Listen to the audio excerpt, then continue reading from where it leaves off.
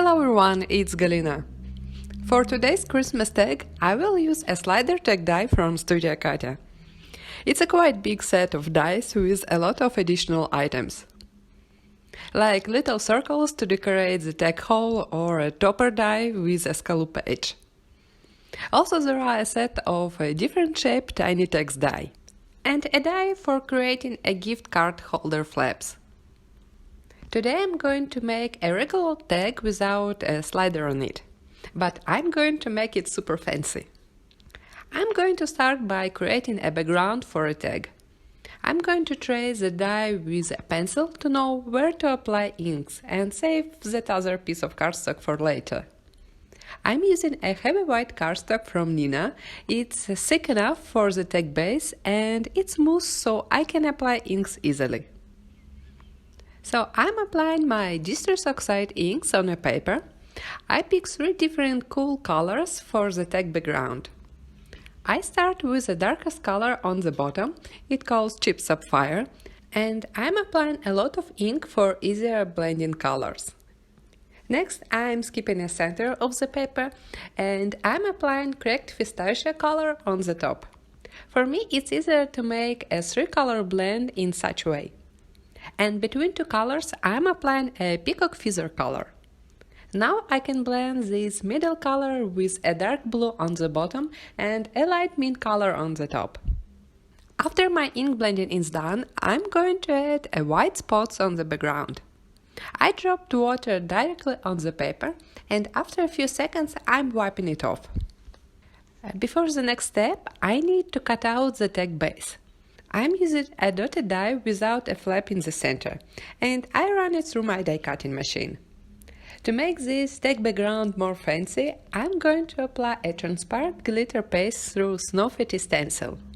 This stencil has a pattern with a small snowflakes, so it will look awesome on a such small panel as a tag. I'm applying paste with my long palette knife and I will wash it and stencil right after I finish applying paste, because such kind of paste dries quickly and I don't want to ruin my stencil. And I'm not applying paste on the top, there I will place a tag topper later. Now I leave it to dry and I will finish my die cutting. I'm going to cut out 2 tag toppers from a red cardstock, a little white heart using a die from Sweetheart Candy die set. With this heart I'm placing a tiny tag dies on a white paper. I need only 1 tag, but I don't want to separate these dies, so I will cut them all and save for another project. Also, I want to cut out this beautiful bow from a white glitter cardstock. Here I have all my die cuts ready, and I decided to cut out 1 more tag panel. I just want to cover the back of my tag with a clean white die cut. So I have my 6 die cuts ready to assemble the tag. But at first I need to finish other embellishments. I want to decorate my tag with a large snowflake and I'm going to heat emboss it on a vellum. I use my anti-static powder and I'm going to stamp the snowflake with a transparent embossing ink. I'm covering the image with white fine detailed embossing powder and now I'm going to melt it. My heat gun has been running for a couple of minutes, so it's hot enough to quickly melt the powder and don't warp the vellum. After that, I cut out a snowflake. I'm using a coordinating die. I secure it with washi tape and I run it through my die cutting machine. Next, I'm going to use a gift tag greeting stamp set. I'm stamping with a dark red ink on a tiny tag word 4. And on the white heart die cut, I'm going to stamp a sentiment with the same dark ink.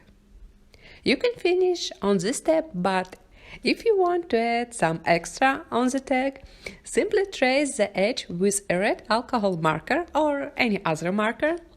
Next, apply a small amount of Studio Katia liquid glue on the edge and dip the die cut into the jar with chunky glitter.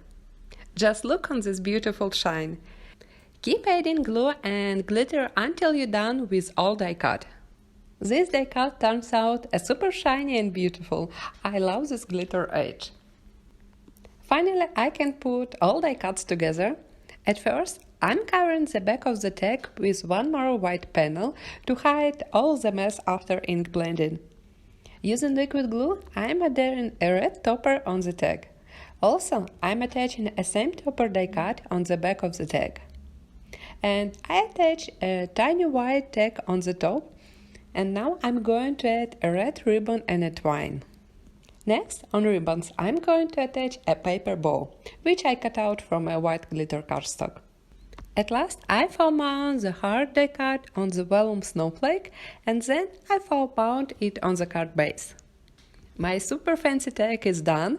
It was fun to create all this shine on it, and all tips and techniques I shared today you can use for your cards too. Just add a shine to your project. Thanks so much for spending time with me. Full supply list you can find in the video description below. Have a great day, and I will see you soon. Bye!